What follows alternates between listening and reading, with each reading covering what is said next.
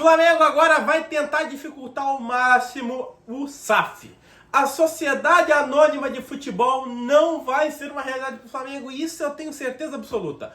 Quando questionado sobre isso, todos os influenciadores de Flamengo e a maioria dos torcedores é contrária. Por quê? Porque o time deixa de ser do povo, o time deixa de ser do flamenguista, o time passa a ser de um empresário que visa o lucro. Eu vou falar sobre isso, vou falar sobre a possibilidade de fair play financeiro, vou falar sobre um montão de coisas, mas antes se inscreve, deixa o teu like aí que nos ajuda demais. Bom, o Flamengo aí tá tentando, de maneira interna, estabelecer algumas medidas e mudanças no estatuto que visem a dificultar a imposição de uma SAF. E quais seriam, essas mudanças? Primeiro, se acaso for aí lançado uma proposta de SAF, essa proposta não passará pelo Conselho Deliberativo do Flamengo, e sim pelo plenário, ou seja, por todos os sócios do Flamengo. Os sócios que têm poder de voto vão votar.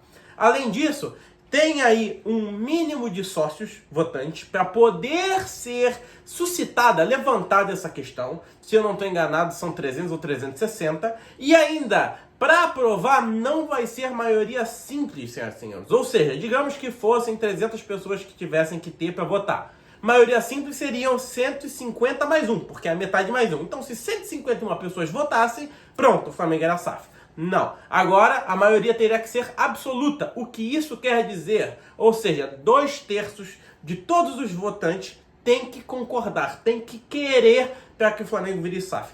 Isso dificulta e isso é bom. Porque ser SAF, sinceramente, num primeiro momento é legal. Por quê? Porque entra capital, entra dinheiro e aí o Flamengo poderia se reforçar. Mas o Flamengo não precisa disso. O Flamengo é um clube que fatura 1,5 bilhão basicamente por ano. Não precisa disso. E se fosse vender, eu não acredito que nenhuma empresa do mundo pagaria o que o Flamengo vale. Essa é a verdade. O Flamengo hoje, pensa você, se você fosse o presidente do Flamengo, ou se você tivesse a caneta e o papel e o poder para decidir isso, por quanto você venderia o Flamengo? Por quanto? É inestimável, gente. O Flamengo é muito grande, o Flamengo está no mundo todo, o Flamengo tem muito torcedor, muita história. Não dá para vender o Flamengo, essa que é a bem da verdade.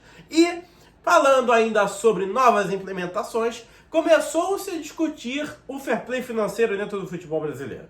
E o fair play financeiro está incomodando muita gente. O primeiro que começou a berrar foi o John Textor, que ele disse que o fair play financeiro é uma mentira, que na verdade o fair play financeiro é uma grande desigualdade. Por quê? Porque o Textor, pensa só vocês que anomalia que está virando o Botafogo.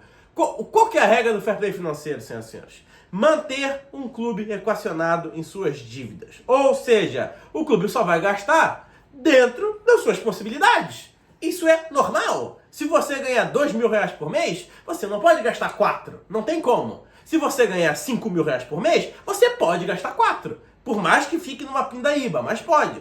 O fair play financeiro é, dentro do faturamento bruto de uma equipe, ele tem X% a dispor. Ou seja, vamos lá, um cálculozinho básico. Se o faturamento bruto do Flamengo é 1 bilhão, digamos que no fair play financeiro seja permitido gastar até 20% do faturamento. Ou seja, o Flamengo poderia gastar 200 milhões em contratação de jogador. O que está certo. Isso faz com que o clube fique estável financeiramente e saudável economicamente. E aí o clube vai melhorando, vai arrecadando mais, compra um jogador numa janela, compra outro em outra, compra outro, e assim vai montando o elenco.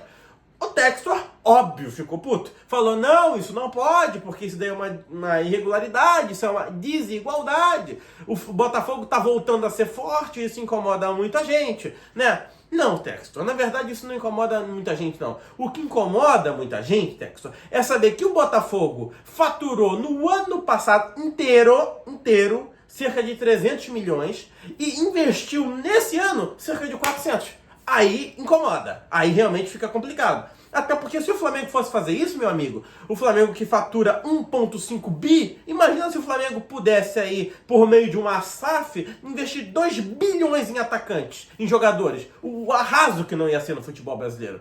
Só que outro ponto que você não fala é o seguinte, meu amigo, é que você fala que isso não é justo, por quê? Porque você vai ser prejudicado.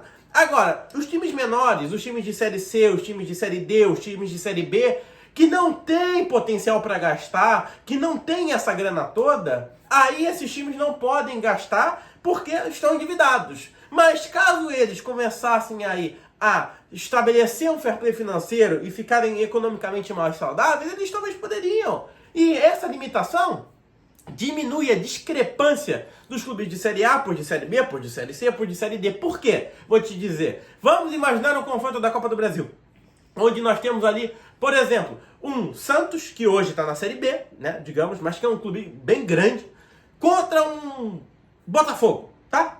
Só que o Botafogo está endividado e o Botafogo não pode contratar porque o Botafogo está endividado. E o Santos não está endividado, mas o faturamento do Santos é isso aqui, é pequenininho, porque ele está na Série B, ele tem algumas dívidas, mas ele está pagando. E o Santos só pode, exemplo, dispor de 15 milhões para contratar jogador. Aí tá igual.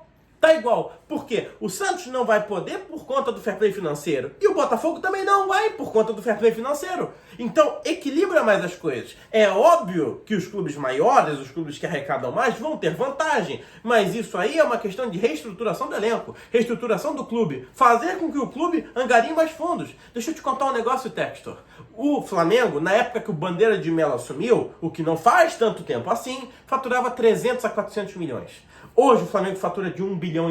Então, é uma bela discrepância, mas porque foi investido, tá? Então, essa é a diferença. Isso não é injusto. Isso, na verdade, é querer reestruturar o futebol brasileiro. Bom, vamos falar sobre as negociações. Uma coisa bem legal aí, eu acho legal, podem me julgar, é inusitado, mas é legal. O Corinthians acertou a contratação do Depay. E aí você deve estar pensando, porra, já você é retardado? Você é louco? Por que você está dizendo que é legal? Gente, é um jogador midiático, um jogador que, quando foi contratado pelo Barcelona, foi contratado para suprir a saída do Messi. Então o cara não é pouco jogador, o cara é um bom jogador. E esse cara vai jogar no Brasil, gente.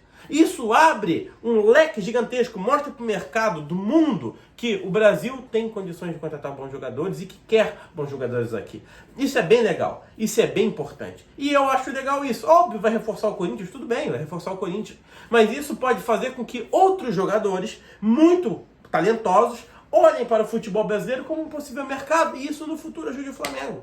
Bom, o Flamengo busca sim a contratação de um atacante, quer aí repor a saída, né? A lesão do Pedro. E aí vai ver se vai ser o Gabigol, se vai ser o Lohan, se vai ser o Carlinhos, que eu duvido muito, ou se vai buscar aí outros jogadores. Bom, tem gente que tá aí botando diversos nomes na frente do Flamengo. Honestamente, vocês querem a real? Não tem. Não tem ninguém hoje apalavrado com o Flamengo, não tem ninguém hoje próximo do Flamengo. Não tem que falar, tá mentindo. Vocês me desculpam. Tem o Marcial lá, mas o Marcial custa uma carreta de dinheiro e tá fora há muito tempo. Então o Flamengo não vai contratá-lo. Tem outros que falam do Choupo-Moting, que é um jogador que atuou pelo Bayern de Munique. Também não acho que seja jogador. Aí lançaram um outro francês lá, que é Ian, alguma coisa, que eu nem dei muita atenção porque eu duvido que vai vir pro Flamengo também. Gente, a questão é a seguinte, o Flamengo deve tentar ir com o que tem, por enquanto. E se não der, aí ele deve buscar outro jogador. Mas vamos ser bem real aqui, bem real, só tem bucha, eu não traria ninguém. Bom, esse é o vídeo, se inscreve no canal, deixa o teu like, deixa o teu comentário, aciona o sininho da notificação para ficar sabendo dos próximos vídeos. E é isso. Antes de mais nada, o cenário tá mudando. É isso, gente. Fui.